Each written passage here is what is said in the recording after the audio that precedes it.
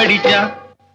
அவ வேலி கட்டும் முன்னால வெள்ளாமை ஏது என்றே கதை படிச்சா அவன் காதலுக்கும் பின்னாலே கல்யாணம் வருமா என்றே கையடிச்சான் அவன் காதலுக்கும் பின்னாலே கல்யாணம் வருமா என்றே கையடிச்சான் அவளாகட்டும் என்றே ஆசையில் நின்றே அத்தானின் காத கடிச்சா